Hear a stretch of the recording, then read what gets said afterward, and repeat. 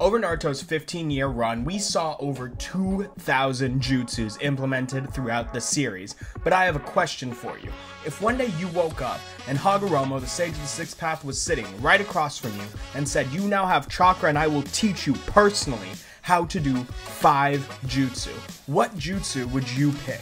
Now, I know a lot of you are probably thinking to yourself, 5 is too many. I mean, like, I'm good with 2. Just give me the Sharingan, the Chidori, give me the Rasengan, let me get the Byakugan. I'm just kidding. Nobody has ever wanted the Byakugan before in their life. But if you thought that, you are wrong. In this world, you are the only one with chakra, and therefore, you're still living a normal day-to-day life.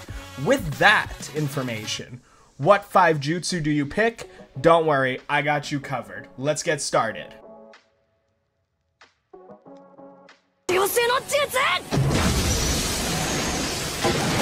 Alright, coming in at number 5, we got the good old-fashioned summoning jutsu. Not only could you possibly make a contract with an animal that could talk, and also if you get something like a toad, could cast jutsu on your behalf that you don't know, there is also a secondary part of summoning jutsu that is often forgotten because a lot of the times we see it with got less screen time than Naruto's swing set, 10-10, but you can actually summon things using summoning jutsu, not just animals. So I want you to imagine this. You're traveling, maybe you're flying across the country, or you're just going to go see some relatives a couple blocks away, whatever it is. You don't want to have to put things in a bag and then carry the bag with you all the way to where you need to go, or God forbid you're flying to another country and you have to check in an oversized bag. TSA is going to charge you way too much money to just have your clothes with you.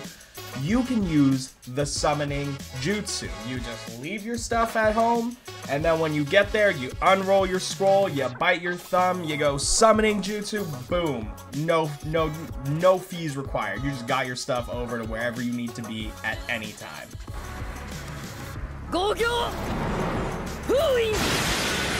Well, you might be thinking to yourself, that sounds great, but to summon something from a scroll, don't I first need to seal it in the scroll?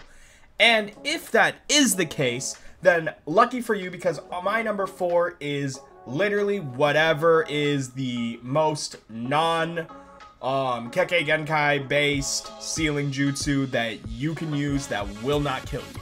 That is number 4. Jutsus are also incredibly powerful, so if you did want to become, like a superhero, I mean, a sealing jutsu is nice to have. Sealing jutsus can seal away tailed beasts. It's one of the most effective and dangerous jutsu in the Naruto universe. It's just not as flashy. A good sealing jutsu is definitely a must-have jutsu for this list.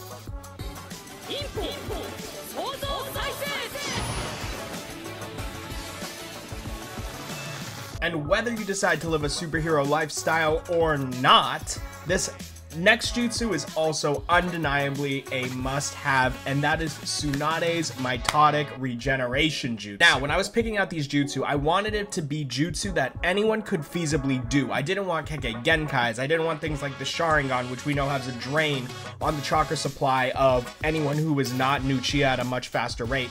I wanted this to be a jutsu list of, if you were suddenly given chakra, what would you want to learn? And Tsunade's Mitotic Regeneration, Creation Rebirth, is one of the best jutsu in the series. Yes, it does require that you release a large amount of chakra, but for that, you get to heal any wounds or injuries, even if that injury happens to be a sword right through your chest. You can live. So if you decide that you want to actually get in on the action, you want to try to make the world a better place by using your jutsu, and you get banged up, don't worry about it. You can heal yourself and not have to rely on anyone else's medical ninjutsu, which no one else in the world would have, to patch you up, and you could avoid going to the hospital, which, for some people, that's a big fear. And if it's not a big fear, it's a big waste of time for a lot of people. So, Tsunade's Mitotic Regeneration, that's what I'm looking for, and that is definitely has nothing to do with the fact that I had to spend 8 hours in an emergency room a couple months ago and I'm still not over it. Yes, I am aware that in theory, this jutsu shortens your life, but also if you don't overuse it, it shouldn't be that dramatic of a cut to your lifespan. Especially if you're only using it to repair a wound that would have killed you anyway. I also figure that since Sakura can use this, it is a good, like, high-level jutsu that clearly doesn't require any special level of, like, plot armor or bloodline. And I'm not trying to say this in bashing Sakura in any way. It's just, you know, I'm assuming that I'm also not going to be a descendant of the Sage of Six Paths bloodline and get super broken abilities. So something that can be learned through hard work, definitely a jutsu to have.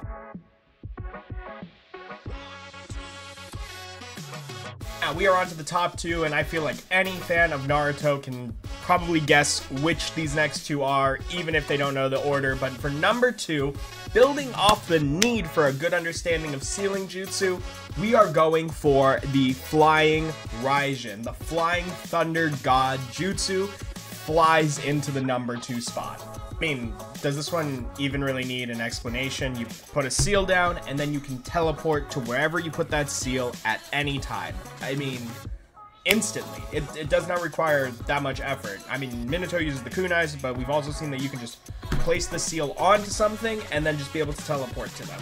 Now, assuming that you are still going to abide by the laws of society and need a job, and you're not just going to steal from banks to make your money, being able to just get out of bed, get dressed, teleport to your job, no traffic, or, you know, you have a couple places that you go very frequently, just teleport, save you so much time. Also, on those vacations that we were talking about with number 1, leave a teleportation seal there if you ever want to go back, boom.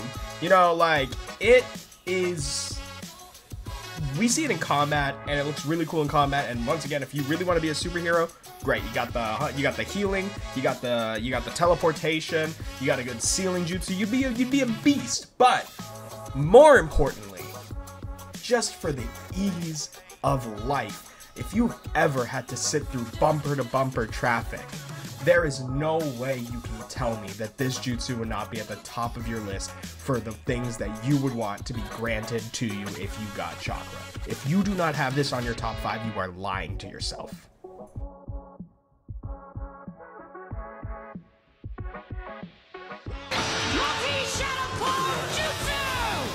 Now, for the number 1 jutsu, I doubt there's going to be very much argument here. The best jutsu that you could get from Naruto to use in your real everyday life is Naruto's signature Shadow Clone Jutsu. I also want to say that since I can't produce shadow clones in real life, these videos take a lot of work.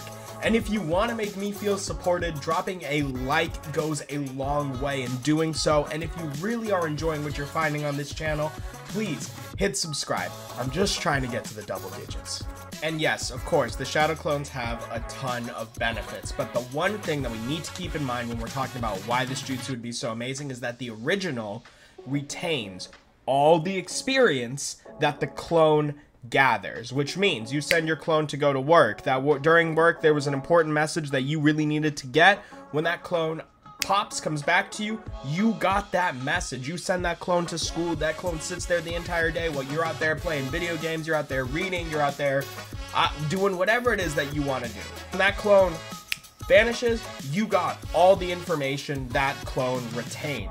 It is a super useful jutsu. Of course, I already gave you some examples. You know, you don't want to go do that event, send your clone. You don't want to go to school that day, send your clone. You don't want to go to that wedding because you got invited and you don't understand why because you haven't talked to the bride or the groom in 15 years. Send a clone. You want to be playing Skyrim still in 2023 because it has a hold on your life, but your girlfriend has told you that you need to do the laundry. Send a clone, man. I'm just telling you, like, there is no jutsu that I would rather have from all of Naruto than the Shadow Clone Jutsu. And that is impressive because, like I said in the beginning of the video, there's over 2,000 jutsu, and picking number 1 was not hard for me. Just a quick honorable mention, if I could have had some sort of bloodline limit, some sort of Kekkei Genkai, or just unique jutsu, I would definitely have picked wood style. While the Sharingan is really cool, and it has a lot of powers, when it comes to like real world utility, things you can make a ton of money doing, having wood style and just being able to produce woods, and like how we saw Yamato after the end of the pain attack just building houses, you could make bank with that jutsu. Now obviously I kept it off because I'm trying to keep this in a way where it's like you're not gonna have Hashirama cells, but you know, if I did, I wouldn't be complaining. So with that, guys, that is my list. Please tell me what you thought of it in the comments below. If you enjoyed this type of video, be sure to give this video a like. And if you really enjoyed it, a subscription is very much appreciated. In the comments below, I'm wondering if you could have any 5 jutsu from Naruto in your day-to-day life, what would they be? Do you agree with my selections, or would you have something completely different? I'm so excited to hear your thoughts on it. Until next time, have a great rest of your day. Peace out. Hey everyone, thank you so much for watching. This wasn't really my normal type of video, but I had a ton of fun doing it, so expect more in the future. If you liked what you saw here though, please check out some of my other contents. In this playlist right here, I have some of my book reviews, and in this playlist right here, you can read through Brandon Sanderson's Mistborn with me as I go through and give you my impressions chapter by chapter. Until next time, have a great rest of your day.